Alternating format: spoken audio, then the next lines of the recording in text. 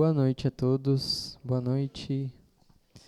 Eu me chamo Rariel Importe, alguns já me conhecem, sou trabalhador da casa. Hoje fiquei com a missão de fazer a abertura da palestra da Neia, visto pessoalidades da Sidna. Então, basicamente eu só vou manter, a egrégora que já existe nessa casa, que vocês já conhecem, trazendo o firmamento das nossas mentes, para poder está em abertura com o que a Neia vai trazer hoje para a gente, que a espiritualidade a intuiu, a inspirou e os conhecimentos que ela já tem. Como de costume, que a Mércia e a Sidna sempre pede para perguntar se alguém é a primeira vez na casa. Temos alguém de primeira vez? Legal, seja muito bem-vinda. Qualquer dúvida sobre a palestra, sobre o passe, o trabalho que a casa faz de apometria, pode nos procurar, tá bom? Então eu vou convidar a todos a ficarem o mais confortável possível, a fecharem os olhos, sem dormir. E para ajudar essa imersão nossa, eu queria convidar vocês a levar essa mente de vocês a um jardim. E esse jardim, ele mora lá no fundo da consciência de vocês. É um lugar onde se semeia, se coloca sementes de expectativa, de força, semente de humildade, tudo que faz parte do seu ser nesse jardim. E cada vez que você faz ações que colaboram para esse jardim, ele vai florescendo. E cada vez que ele floresce, dentro dele existe uma luz dourada. É algo muito ligado à essência espiritual de vocês. E essa luz é justamente aquilo que a gente tem para entregar para a espiritualidade. É o nosso trabalho, a nossa ação, é a nossa potência espiritual, que é ligado à palestra de hoje, O que você pode entregar para a espiritualidade, para Jesus, que o mínimo que seja, mas se for de coração, se for humilde, já é essencial, já é o principal. E é nessa energia de entrega, de confiança à espiritualidade, que eu convido a todos a fazermos a oração que o Mestre nos ensinou. Pai nosso que estás nos céus, santificado seja o vosso nome. Venha a nós o vosso reino. Seja feita a vossa vontade, assim na terra como nos céus. O pão nosso de cada dia nos dai hoje. Perdoai as nossas ofensas, assim como nós perdoamos a quem nos tenha ofendido. E não nos deixeis cair em tentação, mas livrai-nos de todo o mal. Amém. Graças a Deus. Então, Neia, a palavra é sua. Gratidão, viu?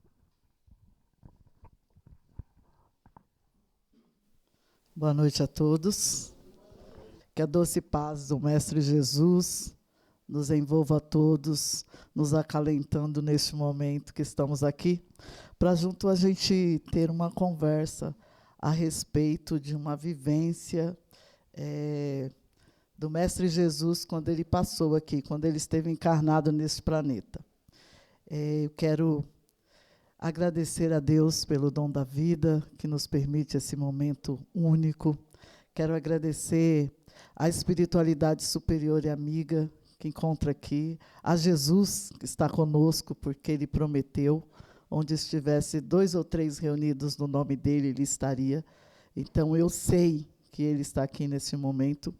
Aos meus mentores, em especial, aos mentores de cada um de vocês, que vão te intuindo, porque enquanto eu vou falando, os seus mentores vão conversando com a sua mente. E eu sei que isso acontece, então quero agradecer a presença deles. E também quero agradecer a vocês que me honram com a presença, de estar aqui nessa noite fria, para a gente poder conversar um pouquinho sobre os ensinamentos do Mestre Jesus. E é lógico que eu espero contar com ouvidos fraternos, né, de irmandade. Afinal de contas, a gente é espírita e o bom espírita é aquele que se esforça. Então, estou aqui hoje esforçando para fazer uma interpretação daquilo que o Mestre Jesus nos ensinou. Mas antes da gente adentrar ao tema, eu quero fazer um lembrete, uma coisa que todos nós já sabemos. Então, olha só, esse lembrete está no Livro dos Espíritos, na questão 642, onde o codificador ele vai perguntar: bastará não fazer o mal para ser agradável a Deus e assegurar uma posição futura? O que vocês acham? Basta apenas que eu não prejudique ninguém, fique na minha, olha, eu não prejudico ninguém, eu não quero mal de ninguém. Bastará apenas isto? E aí a gente precisa prestar atenção no verbo que foi utilizado para fazer essa pergunta. Quando ele pergunta bastará, ele está dizendo, é só isto?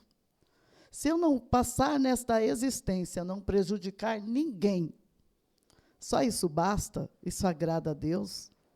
Só isto? E aí os espíritos respondem, como sempre, né? Não. É muito mais que isso. Mas em nenhum momento ele está dizendo que eu posso prejudicar os outros. Ele está dizendo que não é apenas isso. E aí ele explica dizendo para a gente assim, ó, é necessário fazer o bem no limite das próprias forças. E aí a gente precisa entender que o meu limite é diferente do seu. A minha força é diferente da sua. Compreendendo isso, a gente já começa a perceber diferente o esforço do outro, sabendo que cada um tem seu limite de força. Mas ele fala para a gente chegar no limite das nossas próprias forças, pois cada um responderá por todo o mal que resulte do bem que não haja feito. É normal para nós, né? Nós somos cristãos. Então, a gente já entende isso. Que a gente, além de não prejudicar ninguém, a gente precisa exercer a nossa caridade. Dito isto, eu volto ao tema. Hoje, eu escolhi para a gente conversar o Evangelho segundo o Espiritismo, capítulo 13, não saiba a sua mão esquerda o que dê a sua mão direita. Mas não dá para falar de tudo que tem nesse capítulo. Então, hoje a gente vai conversar só sobre os itens 5 e 6, que traz o título O Óbolo da Viúva. E aí eu pergunto, todos vocês conhecem este assunto? Porque daí vai ficar mais fácil a gente conversar. Então, assim, olha, eu vou ler para vocês o que está acontecendo, que está escrito. Quem vai falar para a gente é Lucas. Então, Lucas, ele escreve, e aí ele fala para a gente assim, ó, mas eu gostaria que vocês fizessem um esforço hercúleo para imaginar o que está acontecendo. Então, ele está contando uma vivência, é uma história, é algo que aconteceu. Então, tem como a gente imaginar. E ele diz assim, ó, e estando Jesus assentado de fronte de onde era o gasofilácio, observava ele de que modo deitava o povo ali o dinheiro, e muitos que eram ricos deitavam com mãos largas.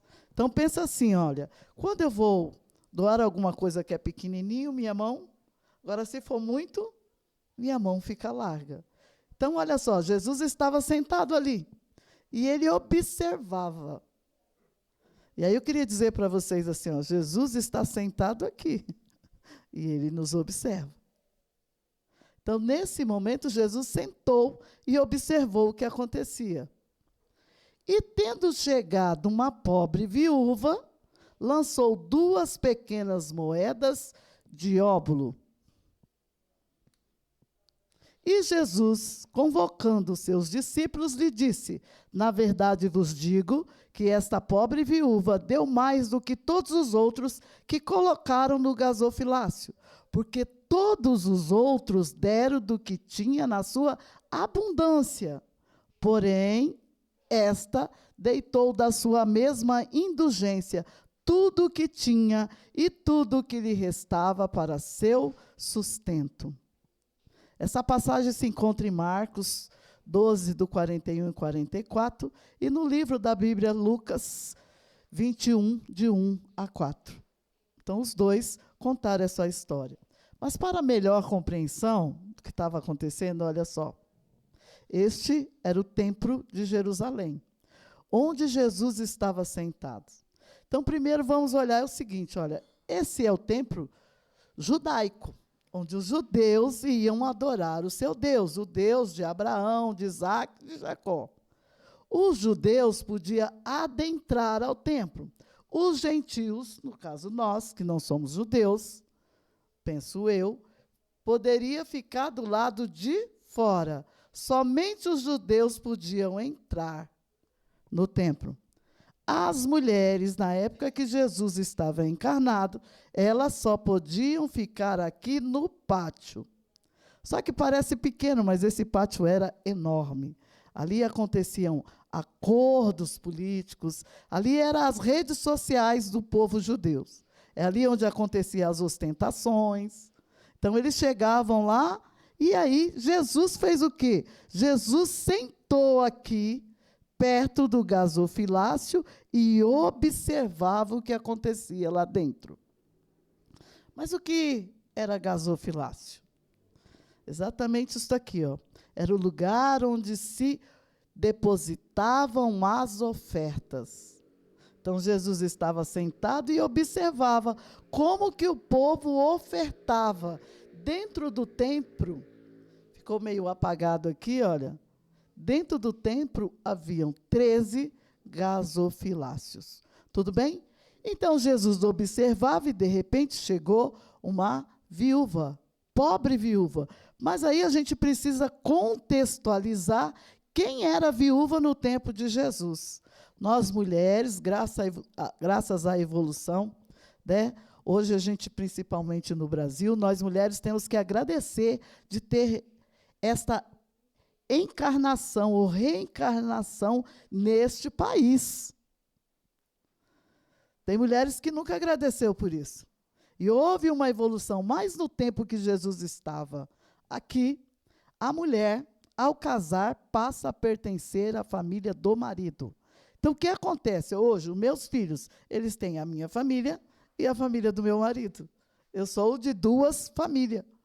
Antes, não. A mulher, quando ela casava com alguém, ela passava a pertencer àquela família. E a família dela a esquecia. E era um costume.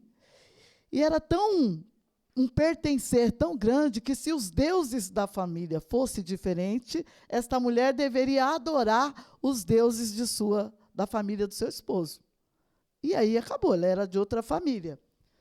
Mas quando ela ficava viúva, ela não tinha direito à herança. A herança ia para o filho mais velho. E esse filho mais velho, olha só, ele escolhia cuidar ou não da sua mãe. Aí quando você lê, você fala, como? Escolhia. As mulheres, nessa época, elas serviam para quê? Elas serviam para gerar filhos. Uma viúva, já com uma certa idade, ela não tinha como gerar filhos. Então, ela não tinha serventia nenhuma. Ela era um peso morto. Mas se ela ainda fosse jovem, o seu cunhado poderia escolher ou não casar com ela. E aí ela se transformaria na segunda ou na terceira, sabe lá quantas esposas, e geraria filhos. Não gerando filhos, não tinha porquê. E o que mais acontecia, olha só, mas ela também poderia voltar para a sua antiga família, caso estes os aceitassem. Mas o normal acontecer era o quê? Olha só, viverem de mendigagem. Então, quando a gente estava falando do acontecia, falava assim, olha, chegou uma pobre viúva. Jesus observava e chegou uma pobre viúva. E Jesus não estava falando de uma questão espiritual, mas de uma questão material. E essa pobre viúva, ela vai colocar ali no gasofilácio 2 moedas de óbolo. Numa rápida pesquisa, vocês sabem, o dinheiro era feito de metais, de prata, ouro, mas o O óbolo era feito de bronze. E se a gente olhar essa fonte histórica, o que a gente vai ver? A gente vai ver que ela era, não era bem moldada. Percebe? Não tinha a imagem de ninguém. Diferente de denário, que era pago o dia do trabalhador, que já era de prata e que já tinha a imagem de César. E, às vezes, algumas pessoas falam assim, olha, a gente tem que comparar o óbolo a 1 centavo. Mas, na pesquisa que eu fiz, para você trocar o óbolo por 1 denário, você precisaria de 128. Então, era menos que 1 centavo. E ela chegou ali e ela vai depositar. E Jesus vai dizer assim, ó, que ela deu a maior oferta. Entendido isso, olha só, vamos para algumas observações. Primeira delas, os ricos ofertaram? Ofertaram? Ofertaram. A viúva ofertou? Ofertou. E aí a gente começa a perceber que não era uma questão de quantidade. Jesus estava falando para além disso. Jesus vai trazer um olhar mais espiritual para o que estava acontecendo. Então, olha só, os ricos davam dos que lhes sobrava, sem esforço, sem renúncia real. É importante fazer isso? Lógico que é. Como vocês acham que essa casa aqui fica de pé? Precisa sim de doações. Tá, mas ele deu o que sobrava, mas doou, ele ofertou. Jesus não disse que não tinha valor. Não foi isso que ele falou. E a gente tem que parar com essa falsa modéstia de dizer que rico não entra do céu, que dizer que a oferta deles não vale nada. Não é disso que Jesus está falando. Eles ofertavam sim, só que do que lhe sobravam. A oferta não representava sacrifício, mas apenas parte do excedente. E havia uma ostentação. Jesus disse que eles doavam com mão larga. Aí pensa metal com metal. O dinheiro era moeda, então estava todo mundo lá, chegava o rico e colocava metal com metal. O que faz? Faz barulho. E todo mundo observava. Até Jesus percebeu. E isso virou o quê? Uma satisfação do ego. E aí eu vou dizer para vocês assim, aquelas pessoas que doam para satisfazer o ego, é o começo. Vai chegar um dia que essa pessoa vai doar por puro amor. Porque ela está fazendo doação para o ego, mas de repente ela vai doar para um amigo. E ela não vai querer expor o amigo. E aí ela já não vai mais aparecer. É um começo, é necessário. E a viúva? A viúva deu tudo o que possuía, mesmo sendo pouco. Imagina 2 centavos de doação hoje. É o quê? Mas era tudo o que ela possuía. Sua atitude expressou abnegação, generosidade, confiança em Deus. O valor não estava na quantia, mas no desprendimento. Olha só, se sou eu a viúva, eu ia dizer, eu não tenho nada para doar. A gente sempre tem uma desculpa para não fazer o que tem que ser feito, não é? Ah, eu não fiz porque... Ah, eu não fui porque... A gente sempre tem essa desculpa. Ela não. Olha só, se fosse eu a viúva, eu ia falar, onde está o meu Deus? Olha eu aqui, abandonado, sozinha nesse mundo, sem nada, mendigando. A viúva não. Apesar de tudo o que acontecia com ela, não pautou o que ela era. Apesar dela agora estar ser uma pobre viúva mendigando, e por que eu falo para vocês que ela estava mendigando? Pelo simples fato das mulheres não andavam sozinhas naquela época. E Jesus fala que ela chegou. Se ela chegou e não tinha ninguém junto com ela, uma família, porque ela era o quê? Mendiga. Então é isso que a gente vê. Mas ela não usou disso para não ir ao templo, ela não usou disso para não doar. E esse é o exemplo que Jesus está nos dizendo. No livro Estude e Viva, André Luiz vai dizer para a gente assim, olha, 2 coisas para a gente ter isso em mente, olha, bem-aventurado, ou seja, é feliz todo aquele que estende milhões a supressão dos problemas de natureza material. Tem pessoas doando milhões para a ciência, para descobrir, para fazer vacinas, para descobrir cura para doenças. Estão doando milhões para isso. Será que essa pessoa não está ajudando o planeta?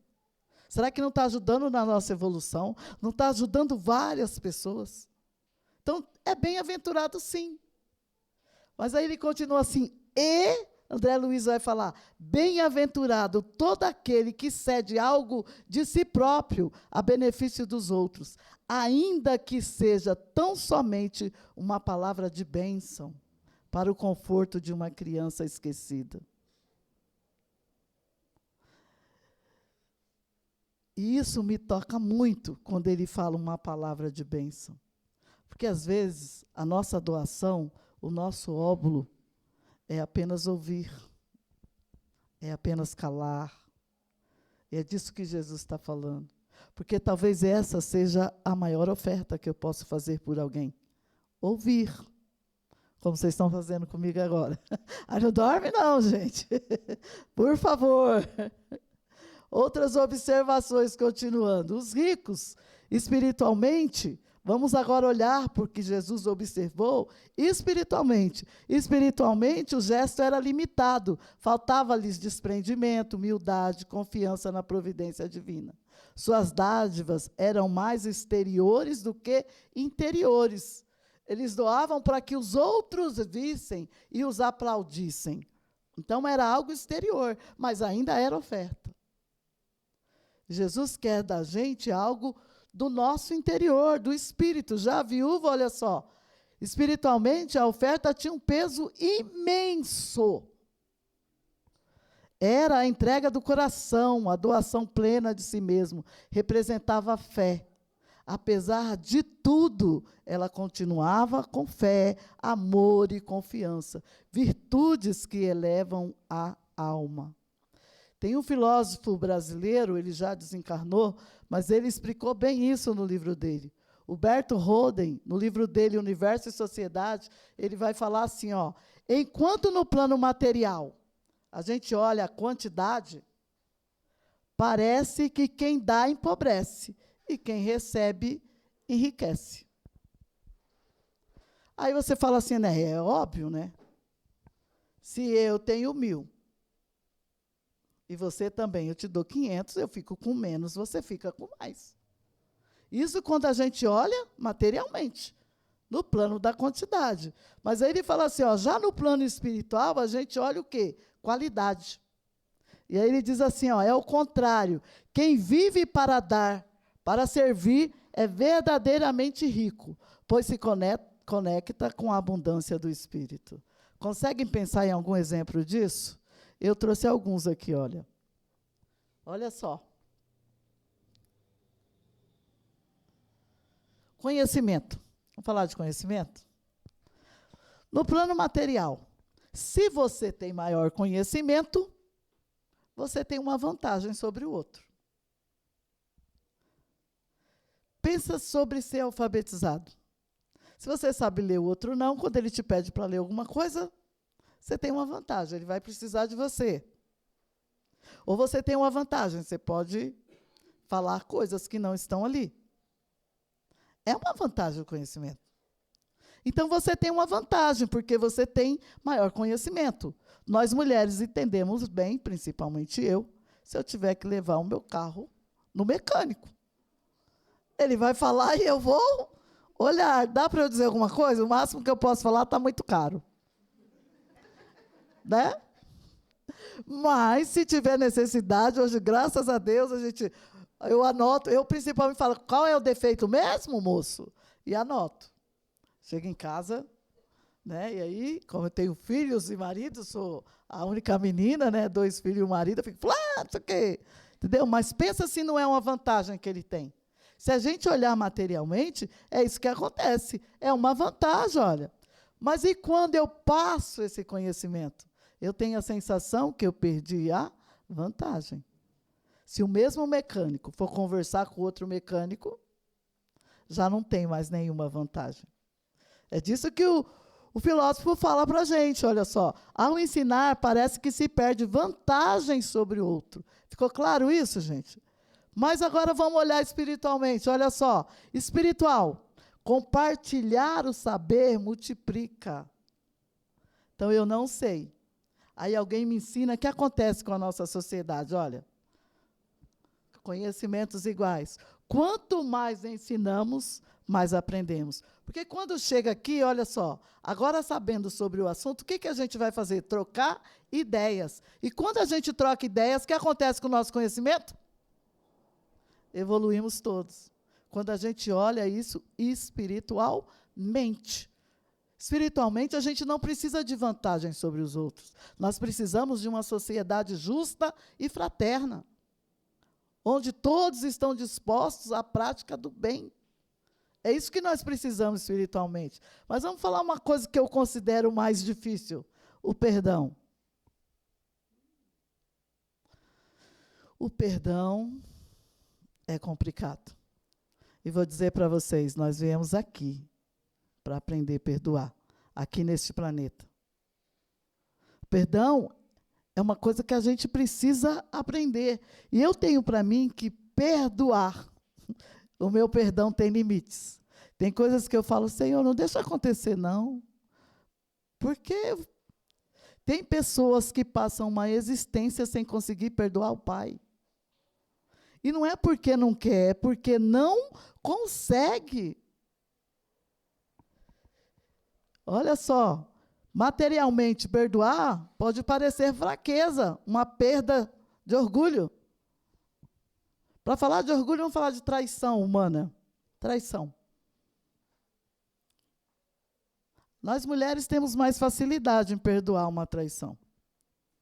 Já os homens, não é perdoar e ficar com o indivíduo, não. É perdoar e seguir em frente. Entendeu? Já os homens, eles seguem em frente sem perdoar.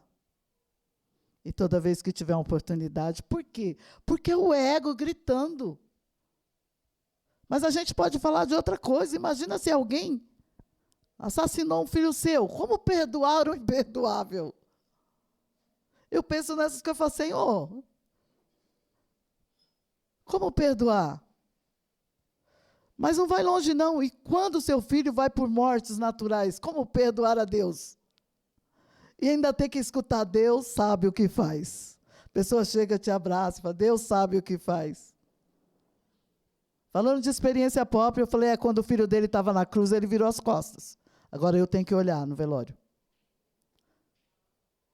Então, quando a gente olha com o olhar material, o ego grita, e por que não? Por que não vir um espírito que tinha uma passagem de 10 dias? Por que você não pode? Por que não? Isso hoje, né? Na época. Mas quando a gente olha espiritualmente, olha o que acontece, meus queridos. Perdoar liberta a alma. Isso é espiritual. Rompe correntes de mágoa, traz alívio e serenidade. Quem perdoa é verdadeiramente rico em luz interior. Então, Jesus, quando ele olha para esta viúva, ele olha com um olhar espiritual. Tanto que ele fala, pobre viúva. É isso que o texto traz. Mas Jesus, quando olhou, ele olhou com o quê? Com um olhar espiritual. Continuando o Evangelho, agora quem vem explicar a passagem para a gente é Kardec, codificador do Espiritismo. E aí ele vem explicar, ele diz assim, olha, muita gente lamenta não poder fazer todo o bem que desejaria por falta de recursos, e que se querem a fortuna, dizem, é para bem aplicá-la. Se eu ganhar na loto, eu vou abrir um lar para idosos. Hã? Um lar para idosos. Olha que bem, essa pessoa não quer só para ela. Mas aí ele vai estar doando como a viúva ou como os ricos? Como os ricos, porque ele está doando o quê? O que sobra, o excedente. Primeiro eu vou resolver toda a minha vida, a vida da minha família, vou ficar rico, não vou ter mais que lutar pela sobrevivência, porque é difícil, gente. É complicado lutar pela sobrevivência e depois ainda ter que vir aqui num friozinho desse. Não é simples. Não é. E graças a Deus que tem pessoas, e vou dizer, pessoas pensam assim, e se elas ganharem, elas fazem mesmo. Mas aí elas estão doando do quê? Pelo excedente. E a mensagem vai bem além disso, olha o que ele fala. Este pensamento oculto, talvez dissimulado, mas que encontraria no fundo do coração, se o sondassem, anula o mérito da intenção, pois a verdadeira caridade faz antes pensar nos outros que a si mesmo. Você não precisa abrir um lar de idoso para ajudar idosos. Precisa? É essa a mensagem. Se a gente quiser ajudar idosos, a gente pode ir num desses lares e fazer um trabalho voluntário. Mas eu não tenho tempo para o trabalho voluntário. Tudo bem, você pode doar a fralda geriátrica. É esse o ensinamento que ele está falando. Não sei se está ficando claro para vocês o que Jesus quer nos ensinar. Mas eu também quero deixar claro que quando alguém pensa que se ele tiver uma fortuna, ele vai abrir um lar, já é uma evolução. Entende isso? Já é uma evolução, é um começo, é como se fosse uma criancinha aprendendo a andar. E tem pessoas que falam isso e elas não têm noção que primeiro ela está querendo ajudar ela mesma. Continuando, o codificador vai falar, olha, seria grande a satisfação, sem dúvida, de poder socorrer largamente a indigência. Mas se isso é impossível, é necessário submeter-se a fazer o que se pode. O que eu posso fazer? O que você pode fazer? Às vezes a pessoa fala assim, eu vou... Não, pode fazer na sua casa. Às vezes é um almoço feito com amor. Às vezes é, senta aqui, vamos conversar. Às vezes é, o que você tem? E escutar. Às vezes até discordando. Quem é mãe sabe disso. Né? Às vezes até discordando. É olhar o que o outro faz, sabendo que aquilo é o melhor que ele pode fazer. E ele nunca vai fazer igual a você. O melhor dele é diferente do melhor seu. É disso que ele está falando para a gente, olha. Vamos fazer o que a gente pode fazer. E aí essa frase é a frase mais linda que eu achei no texto. Aliás, não é somente com ouro que se pode enxugar as lágrimas. E aí eu queria chamar a atenção para vocês, ele falou somente. Significa que com ouro enxuga lágrimas, sim. Mas não é só com ouro. Ouro não enxuga. Lógico que enxuga. Sua amiga está péssima, se tem dinheiro, vai, vamos passear, vamos ali, se troca, vai. Mas meu cabelo está sem escova, prende, faz um coque, vamos ali. Acabou. Entendeu? Não é só. Ele não está dizendo, olha o que ele diz, não é somente. Mas tem outras coisas que a gente pode fazer. Escutar, conversar, sorrir. Levar a lugares mais felizes, tirar de dentro do quarto. E aí ele continua dizendo, não devemos ficar inativos. O nosso óbolo, seja ele qual for, nós precisamos fazer. Não é aceitável que a gente venha aqui e apenas não façamos o mal. Não é aceitável isso. Aquele que deseja sinceramente tornar-se útil para os seus irmãos, encontrar 1000 ocasiões de fazê-los. Então, se você estiver pronto, você vai começar a perceber. E às vezes é o mínimo, é o óbolo. É aquilo que significa 1 centavo. É o mínimo, mas a gente precisa fazer. No mesmo livro, ele vai falar do poder da migalha. Todo mundo aqui sabe o que é uma migalha? Sabem? Migalha é uma coisa bem pouquinha, assim, né? É um cisquinho, uma migalha. E aí ele fala assim para a gente, ó, o poder que tem isso. E aí ele traz alguns exemplos, olha só. Não despreze o poder da migalha na obra do auxílio. Parece pouco, mas devolver as cadeiras, ou colocar as cadeiras aqui, para que alguém chegasse e sentasse, é auxílio ou não é? É auxílio. Qual a diferença de quem trouxe as cadeiras para mim que estou aqui na frente? Estamos todos juntos para que isso aconteça, para que a gente aprenda. Então não tem diferença. É a mesma, só que a dele eu considero mais fácil. Ele não fica nervoso, né? Mas é um trabalho. Então a gente não pode desprezar. E aí ele dá um exemplo assim, olha, o prato simples que partilhas com o irmão em penúria não resolve o problema da fome. Alguém chega na sua casa, lá na porta, pede um prato de comida. Vai resolver o problema da fome? Não. Ok, não resolve.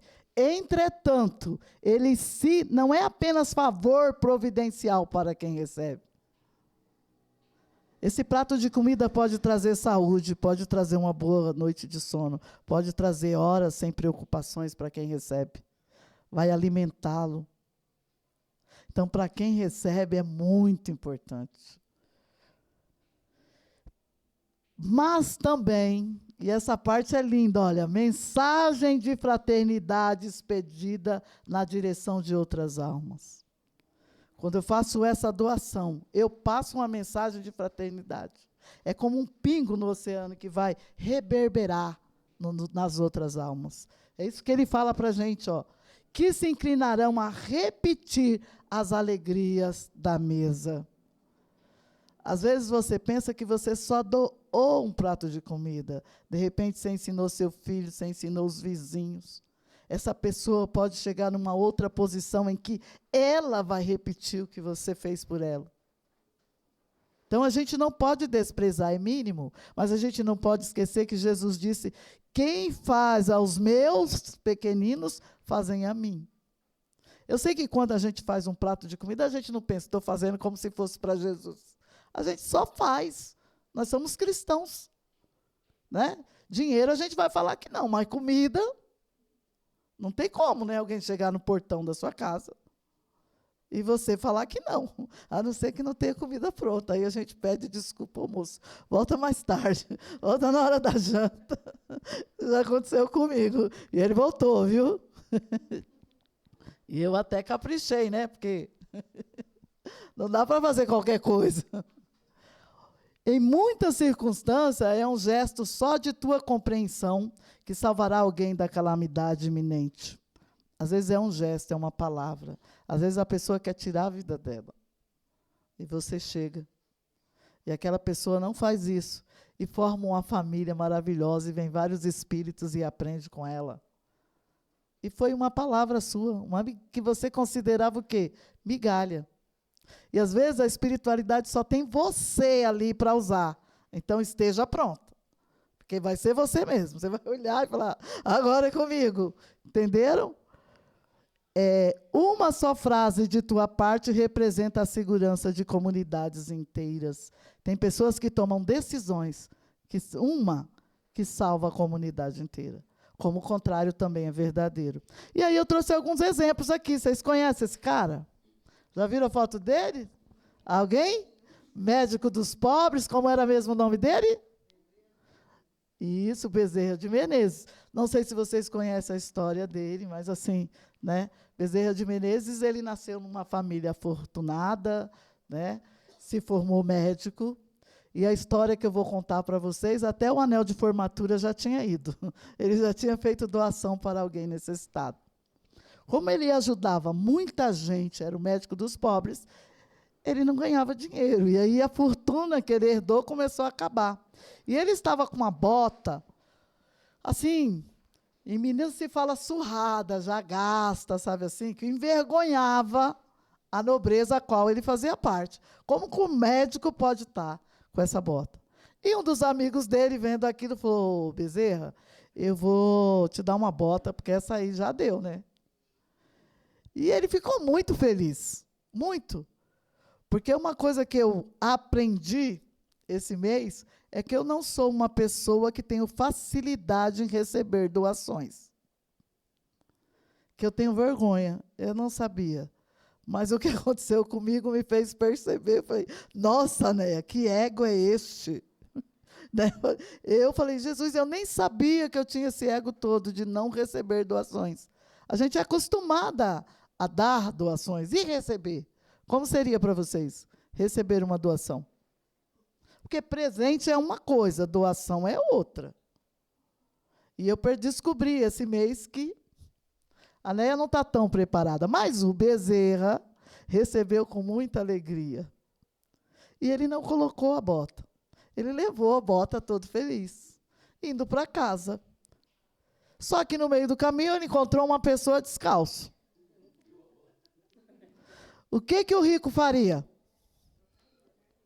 Se fosse o rico fazendo doação, o que ele faria? Se fosse eu, trocaria a bota.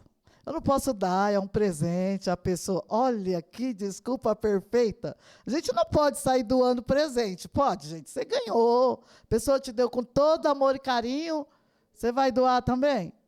Mas o Bezerra era o Bezerra. Então, ele fez como a viúva. E aí, ele fez o que? Ele doou. E chegou em casa, a mulher perguntou, cadê a bota? Ele falou, eu encontrei alguém que precisava mais que eu. Porque eu tenho essa. Ele não tem nenhuma. Ele estava errado? Então, não é só a viúva que nos dá exemplo. Outro exemplo que eu trago para vocês é de Paulo e Silas. Conhecem? Já ouviu falar? Já leram o livro dele? É tanto sofrimento que tinha uma hora que eu falava, está na hora de você desencarnar, não aguento mais ver esse homem sofrendo. Então, Paulo e Silas estavam vindo, chegaram numa cidade, né, para levar o evangelho, e lá tinha uma mulher com espírito de adivinhação. E essa mulher era uma escrava, né, mulher na época de Jesus, e o seu dono fazia o quê? O seu dono colocava ela na praça pública para fazer adivinhações, e assim ele ganhava dinheiro. Quando Paulo e Silas estão chegando, o espírito que estava nela de adivinhação começou a gritar, esses homens vêm de Deus, esses homens são de Deus. Paulo, com seu olhar espiritual, fica imaginando, deu uma olhada e repreendeu na hora o espírito. A mulher não conseguia mais adivinhar. Como que ficou o dono dela? Aí Paulo foi denunciado.